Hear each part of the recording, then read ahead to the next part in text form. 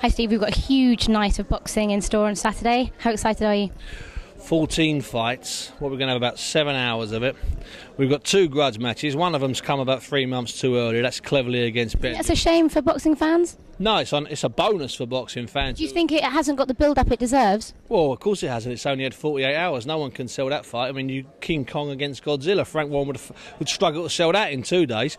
But this bill didn't need that extra fight. It needed Bramer coming in so that 18,000 people could get behind Cleverly. As it is going to divide some people. The best thing that can happen is that Cleverly against Bellew is a hard fight, a tough fight. The decision's tight or the stoppage is controversial. That way we can go again in October and we'll have 9,000 Scousers, or we can go down to Cardiff, we can have 11,000 Welshmen. That's what we want. That's the sort of fight we want, because really this is all about De Gaulle and Groves. I mean, people can talk about, well, you know, Frankie Gavin's in a hard fight, Nathan Cleverly's in a hard fight, Bellew's a great opponent. Forget that.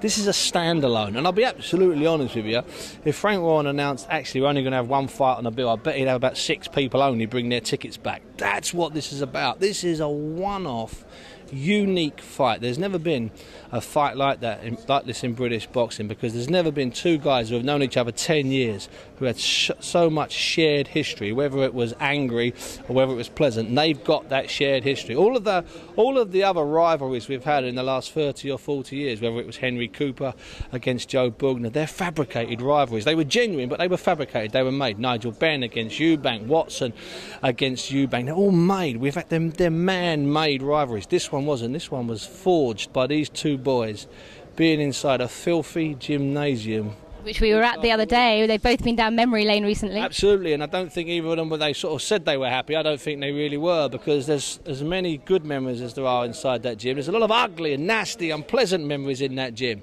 because they had to be separated for 2 years and they had to train at different times and they had to coordinate the arrivals and the departures so they didn't have fisticuffs outside on the pavement. Thankfully they didn't, and that's why we're here. We'll be here on Saturday night for what will be, I mean, I still maintain this is a unique fight, and I think it's a unique confrontation in sport, because if you look at the great rivalries in sport, whether it's on the water in rowing, or whether it's darts, or whether it's basketball, whether it's football, whether it's rugby, none of those players have that history. They have history, when they were playing at, say, Liverpool or playing at Man U. This is old school history. What about in 5 years if they were in bout number 3? God, it'd be staggering. Can we get a prediction off you, please? It's a really tricky one, and I've been refusing to side with anybody. I think it's down to the fighter that keeps his cool. Come on, we've got to get a name off you. I'm getting there. I think it's down to the fighter that keeps his cool, and I just fancy that, I don't fancy, I know that James De Gaulle will keep his cool, and I think James wins this fight. He says if Groves comes to fight him, he'll knock him out within 4 rounds. Can you see that happening? No, I don't think Groves will come to fight him, because Groves is trained by Adam Booth, and Adam Booth's a terrific trainer. He gets an awful lot of stick, but he's a terrific trainer. George is a cleverer fighter than he makes out. And Adam trained David Hay to beat Nikolai Valuev, and everybody, all of my esteemed colleagues, everybody online, fell for David, saying, I'm going to knock him out in a round. Of course, David didn't knock him out in a round. He won every second of 12 rounds by boxing sensibly. Don't be surprised if George wrong-foots James on Saturday night and doesn't get involved in a tear-up, doesn't let his heart rule his head, and boxes sensibly. If that happens, then it will be far more tactical than people expect. Because if they go head-to-head in the middle of the ring, if they both leave their brains in the changing room and rely on their hearts, then it's a 50-50 fight. I was going to say emotional attachment. Can that cloud a game plan for James De Gaulle or George? It wipes it out the window. I mean, if you walk from a changing room, you're walking from a changing room. In this arena here, there's 18,000 people. You can feel it. You know, it's like Jurassic Park. You can sense there's something out there. And the Tyrannosaurus Rex in the room is 18,000 expectant people.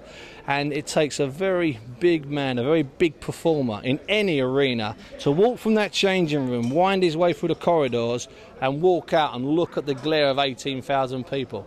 And the best fighters, the best singers, the best politicians, they walk out in front of that crowd and their heartbeats are like that, calm as anything. Some of the others, who are good fighters, they lose their mind. And if that happens tonight, or sorry, on Saturday, whoever makes that walk, whoever loses a bit of their sanity during that walk, then that shifts the onus to the other guy. So much of it will be mental. Oh, staggeringly. Listen, I think this fight is as good as won before the first bell. Can we get a quick prediction off you over Cleverly and Bellew. We have seen an upset before in Steve Robinson coming in late and winning a world title. Can you see that upset happening again? Well, the irony is that Bellew is 5 times the fighter Steve Robinson was. So if Bellew comes in, it really shouldn't be such a big shock if he wins. I don't think so. I think Cleverly's a great fighter, and he needs the test. The reason why Cleverly stunk the gaff out in Liverpool last year is he was bored. He won't be bored here. He'll be focused. But I hope it's controversial. That way we can go back and you can talk to me again in October before we go 9,000 people at the Echo. That's what we want. We look forward to it. Thank you very much, Steve. See you Saturday. Thank you very much indeed.